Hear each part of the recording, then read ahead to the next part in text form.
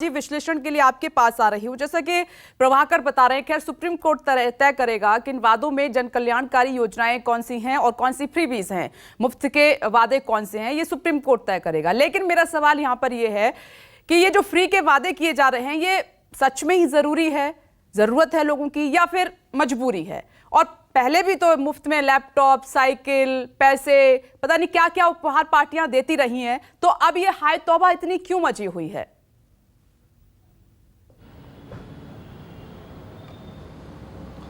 देखिए, पहली बात तो यही है कि ये रेवड़ियों की बात जो है और फ्री का जो कल्चर है उसकी बात अभी ही क्यों शुरू हुई है और प्रधानमंत्री का इशारा किस तरफ है।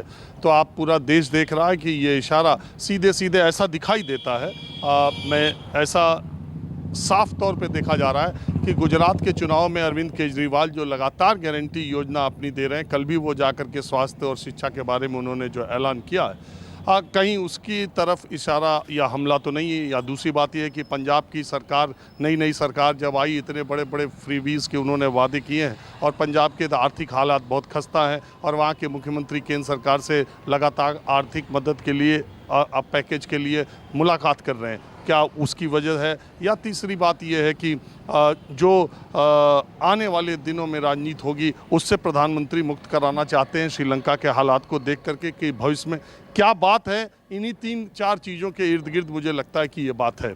देखिए विपनेश, कुल मिला के आदमी की मूलभूत आवश्यकता पहले कही जाती थी कि रोटी, कपड़ा और मकान है। इन 3 आवश्यकताओं के पूरा हो जाने के बाद स्वास्थ्य, शिक्षा, बिजली और सड़क, फिर ये भी मूलभूत आवश्यकताओं में होती है अगर आदमी का रोटी, कपड़ा, मकान की ज़रूरत पूरी होती है।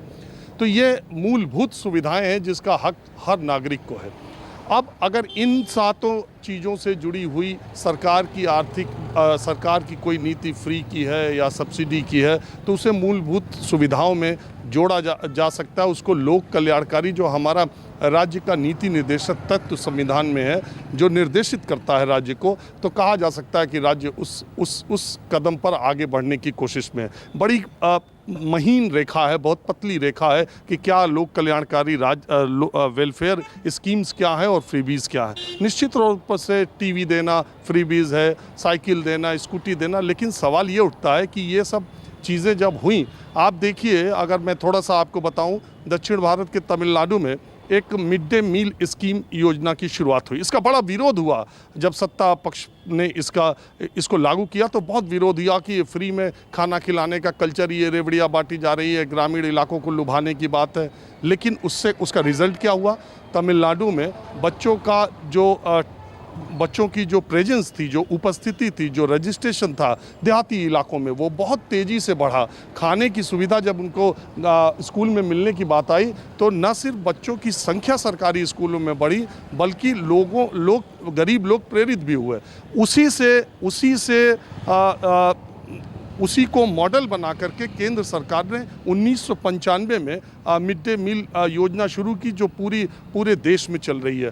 तो अब आप देखिए, किसी योजना को, ये मूलभूत सुविधाओं से अगर आप इसको जोड़ें शिक्षा से, तो मिड डे मील की वजह से आज भी ये माना जाता है कि जो भी बच्चे सरकारी स्कूलों में आ रहे हैं उसका बहुत बड़ा कारण फ्री का यूनिफॉर्म और मिड डे मील भी है।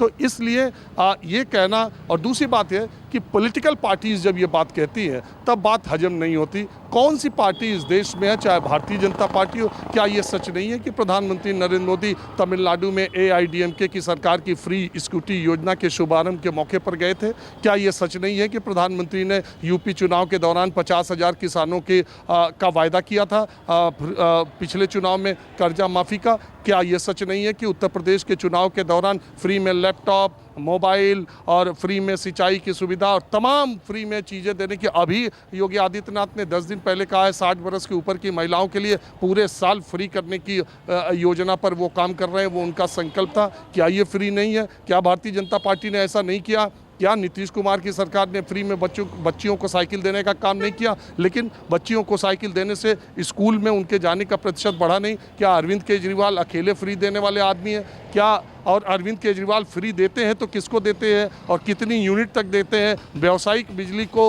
कितना महंगा किया है, ये भी देखने वाली बात है। तो कांग्रेस पार्टी क्या उसने यूपी के चुनाव में स्कूटी फ्री देने का वायदा नहीं किया था? अभी चुनाव आएगा, आप देखिएगा उनका वायदा क्या होगा। तो ये पॉलिटिकल पार्टीज जब बात करती हैं तो उसमें ना जिनके अपने घर शीशे के बने होते हैं वो दूसरों पर पत्थर नहीं मारा करते। ये तो सब नेता करते हैं, सब पार्टियां करती हैं, किसी भी तरह सत्ता में आने के लिए करती हैं। अरविंद केजरीवाल के पास गुजरात में चुनाव लड़ने के लिए और कोई मुद्दा हो या ना हो, उन्होंने सबसे पहले इसी मुद्दे को अपनाया कि जो मूलभूत सुविधाएं हैं, अगर 27 साल से भारतीय जनता पार्टी वहाँ पर सरकार में है तो अब ये कार्ड खेलते हैं और देखते हैं कि वहाँ पर हमारी प्रेजेंस, हमको समर्थन किस बात का मिलता है। तो वो अपनी रणनीति, अपनी चीज़ों को लेकर के जा रहे हैं। जिस दिल्ली मॉडल का अरविंद केजरीवाल, मनीष सिसोदिया गुजरात की धरती पर जा कर के इतना प्रचार प्रसार करते हैं, 3 करोड़ लोग दिल्ली में रहते हैं और सबको वो लोग अच्छी तरह से जानते हैं कि स्वास्थ्य और शिक्षा में उनकी सरकार ने क्या किया, क्या नहीं किया है। बहुत सारा सरकारी अस्पतालों का अभी क्या हाल है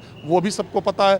तो बात यह है कि गुजरात के लोग भी जानते हैं कि 27 साल में भारतीय जनता पार्टी की सरकार ने कितने स्कूल और कितने अस्पताल गाँव के और ग्रामीण इलाकों के चमकाए हैं और कितने निजी क्षेत्र में स्वास्थ्य और शिक्षा का गया है। देखिए, पूरे देश में स्वास्थ्य और शिक्षा तकरीबन निजी हाथों में चली गई है और हमारी और आपकी या सामान्य आदमी की कमाई का सबसे बड़ा हिस्सा जो है वो स्वास्थ्य और शिक्षा में खर्च हो रहा है। इसमें भी कोई दो राय नहीं। और दुनिया के जितने विकसित मुल्क हैं, दुनिया के जितने आगे जाने वाले मुल्क हैं, आप चाइना को देख लीजिए, US को देख, बहुत जगहों पर आप देखिए तो बहुत सारी चीज़ें ये सरकार के कंट्रोल में है। इसका फ़ायदा लोगों को मिलता है। हालांकि वहाँ और दूसरी चीज़ें बहुत महंगी हैं। बहुत सारे दुनिया के मुल्क के लोग हमारे यहाँ इलाज कराने आते हैं कि हिंदुस्तान में इलाज सस्ता है और विश्व स्तर का है।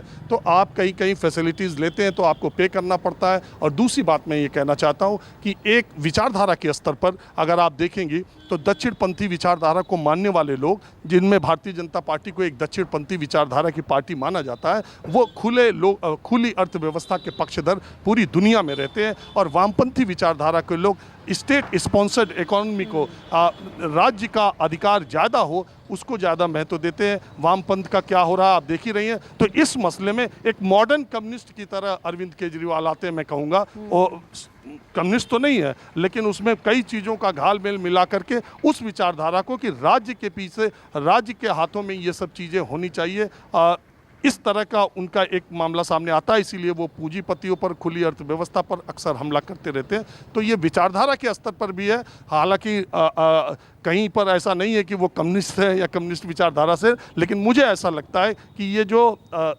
राजनीति शास्त्र के हिसाब से जो विचारधाराओं की राजनीति होती है, अगर उसको आप देखें तो उसके हिसाब से भी ये 2 पैटर्न है। कुल मिला के ये बहस मुझे ऐसा लगता है कि गुजरात चुनाव को लेकर के हो रही है। अब सुप्रीम कोर्ट इसमें क्या फैसला कर पाएगा, सुप्रीम कोर्ट इसमें पार्टी क्या ये डिसाइड कर सकता है, या जनता और सरकार के बीच का ये एक कॉन्ट्रैक्ट है कि हमको आपने फ्रीबीज के नाम पे चुना है, 5 साल हमने क्या डिलीवर किया है, कैसा किया है। अगर दोबारा जनता हमको चुनती है तो हम समझेंगे कि हमने वायदों को पूरा किया। अगर रिजेक्ट करती है तो पता चलेगा कि नहीं किया। तो इसमें सुप्रीम कोर्ट कहाँ तक क्या भूमिका निभा पाएगा, ये भी देखने वाली बात होगी। और पहली खबर ब्रेक ही प्रभाकर मिश्रा करेंगे, उन पर लगातार हमारी नजर तो है ही। और आपने सही कहा कि कोई भी पार्टी अछूती नहीं है जिसने फ्री के वादे ना किए हों। अगर फ्री का कुछ देना है तो ऐसा दीजिए जो लोगों को सशक्त बनाए, उनको पैरों पर खड़ा करे, जैसे स्वास्थ्य है, शिक्षा है, रोजगार है। नमस्कार, मैं हूं मानक गुप्ता। अगर आपको हमारा ये वीडियो पसंद आया हो तो इसे लाइक और शेयर जरूर करें।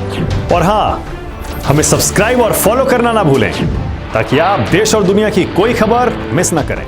तो जुड़े रहिए हमारे साथ और देखते रहिए न्यूज़ 24।